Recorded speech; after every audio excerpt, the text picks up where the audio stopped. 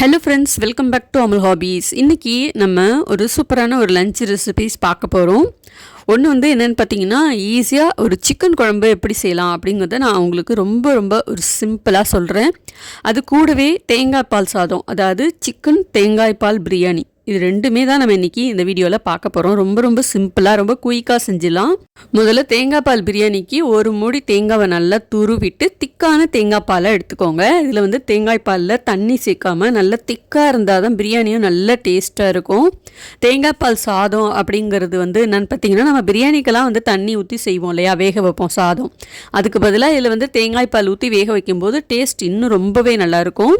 எனக்கு வந்து பார்த்திங்கன்னா ஒரு 4 கிளாஸ் அளவுக்கு தேங்காய் பால் கிடச்சிது. இப்போ இந்த தேங்காய் பால் அப்படியே இருக்கட்டும். இப்போ வந்து நம்ம இந்த சிக்கன் குழம்புக்கு ஒரு மசாலா ஒன்று அரைக்க போகிறோம். இந்த சிக்கன் குழம்புக்கு இந்த மசாலா தான் ஹீரோவே. இந்த சிக்கன் குழம்பை நீங்கள் ரொம்ப குயிக்காக ரொம்ப ஈஸியாக சிம்பிளாக செஞ்சிடலாம். இப்போ இந்த மசாலா அரைக்கிறதுக்கு தேவையான பொருள் என்னென்னு பார்த்தீங்கன்னா, 2 வெங்காயம், 2 தக்காளி, 2 பச்சை மிளகா, கொஞ்சம் புதினா கொத்தமல்லி எடுத்திருக்கேன், மிளகு, ஜீரகம், பெருஞ்சீரகம், கொஞ்சமாக கசகசா, இது எல்லாமே 1/4 ஸ்பூன் எடுத்துக்கோங்க. ஒரு 1/4 மூடி அளவுக்கு தேங்காய், இது எல்லாத்தையும் கொஞ்சமாக தண்ணி விட்டு நல்லா மையாக அரைச்சிக்கோங்க. சாதாரணமாக நம்ம சிக்கன் குழம்பு வைக்கும்போது வெங்காயம், தக்காளி, பச்சை மிளகாய் இதெல்லாம் கட் பண்ணி நல்லா வதக்கிட்டு அப்புறம் தேங்காய் பெருஞ்சீரகம்லாம் அரைச்சிட்டு தான் குழம்பு வைப்போம் இல்லையா. ஒருத்தவங்க ஒரு மாதிரி டிஃப்ரெண்ட்டாக வைப்பாங்க. இதில் மசாலாவும் நான் சேர்த்துக்கிறேன். மஞ்சள் தூள், கொஞ்சமாக குழம்பு மிளகாய் தூள் எல்லாமே சேர்த்துட்டு இந்த அளவுக்கு நல்லா மையாக அரைச்சி எடுத்துக்கலாம். இப்போ இந்த மசாலா அப்படியே இருக்கட்டும். முதல்ல நம்ம தேங்காய் பால் சாதம் ரெடி பண்ணிடலாம். குக்கர் சூடு பண்ணிவிட்டு ஒரு குழிக்கரண்டி எண்ணெயும் நெய்யும் கலந்த மாதிரி எடுத்துக்கோங்க. நெய் கொஞ்சம் கூடவே சேர்த்துக்கிட்டிங்கன்னா ரொம்ப நல்லாயிருக்கும். நான் 1 கிலோ அளவுக்கு சிக்கன் எடுத்துகிட்டு அதில் போன்லெஸ்ஸாக இருக்கிற சிக்கனை மட்டும் தனியாக தேங்காய் பால் பிரியாணியில் சேர்க்கறதுக்காக எடுத்து வச்சுருக்கேன். நல்லா எண்ணெய் சூடானதுக்கப்புறம் முந்திரி சேர்த்துக்கோங்க. அப்புறம் பட்டை மசாலாலாம் சேர்த்துக்கோங்க. பிரியாணியில் பட்டை, கிராம்பு எல்லாத்தையும் சேர்த்துட்டு நல்லா இந்த மாதிரி கோல்டன் கலரில் பொன் முருவலாக வறுபட்டதுக்கப்புறம் வெங்காயத்தை வந்து நல்லா மெல்லிஸாக கட் பண்ணி எடுத்துருக்கேன். ஒரு 2 வெங்காயம் மெல்லிஸாக கட் பண்ணி எடுத்துருக்கேன். காரத்துக்கு பச்சை மிளகாய் மட்டும்தான் இதில் நம்ம சேர்க்கணும். வேறு எதுவும் மசாலாலாம் சேர்க்க போகிறது கிடையாது. கொஞ்சம் கருவேப்பிலை, 2 ஸ்பூன் இஞ்சி பூண்டு பேஸ்ட், அப்புறம் நம்ம போன்லெஸ் சிக்கன் எடுத்து வச்சிருந்தோம் இல்லையா, அதையும் சேர்த்துட்டு நல்லா வதக்கிக்கோங்க. கொஞ்சம் உப்பு போட்டு நல்லா வதக்கிட்டிங்கன்னா வதக்கும் போதே நல்லா உப்பு இறங்கியிருக்கும்.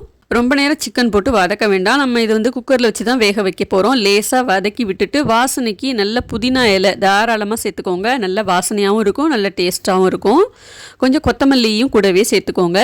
இப்போ இதில் நம்ம எடுத்து வச்சுருக்கிற தேங்காய் பால் சேர்த்துக்கலாம். நான் 2 கிளாஸ் அளவுக்கு அரிசி எடுத்திருக்கேன், அதனால் 4 கிளாஸ் தேங்காய் பால் சேர்த்துக்கிறேன்.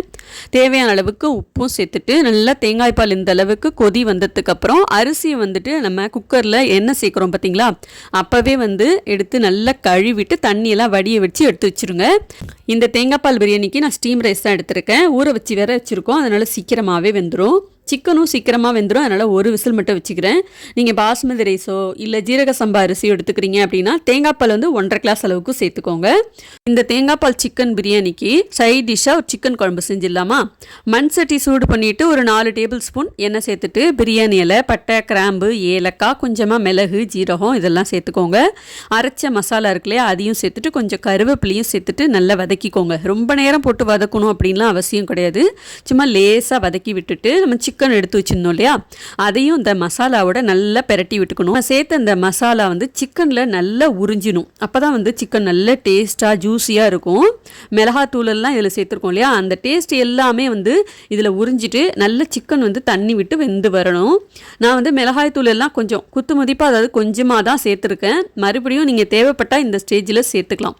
சிக்கன் வதக்கிறப்பவே கொஞ்சம் உப்பு சேர்த்துக்கோங்க. உப்பு சேர்த்துட்டிங்கன்னா சிக்கனில் நல்லா உப்பு இறங்கி டேஸ்ட்டாக இருக்கும். கூடவே ஒரு 2 ஸ்பூன் இஞ்சி பூண்டு பேஸ்ட்டும் சேர்த்துட்டு நல்லா வதக்கி விட்டுக்கோங்க.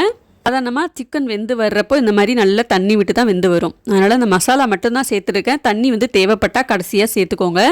எக்ஸ்ட்ரா மசாலா தேவைப்பட்டது அப்படின்னாலும் நீங்கள் வந்து காரத்துக்கு தகுந்த மாதிரி உங்கள் டேஸ்ட்டுக்கு தகுந்த மாதிரி சேர்த்துக்கலாம். நான் கொஞ்சம் மிளகாத்தூள், தனியாத்தூள், கரம் மசாலா தூள், சிக்கன் மசாலா தூள் இதெல்லாம் வந்து கொஞ்சம் எக்ஸ்ட்ரா சேர்த்துருக்கேன். ஏன்னா ஆரம்பத்திலே நம்ம நிறைய சேர்த்துட்டோம் அப்படின்னா ரொம்ப காரமாயிடும்.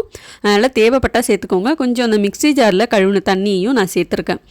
எல்லாம் சேர்த்துட்டு ஒரு கொதி வந்தால் போதும். ரொம்ப சூப்பராக நல்லா கமகமன்னு வாசனையோட இந்த சிக்கன் குழம்பு ரெடி ஆகிடுச்சு. பாருங்கள், நல்லா தலை சூப்பராக கொதிச்சிட்ருக்கு. நல்லா வீடே கமகமன்னு வாசனையாக இருக்குது.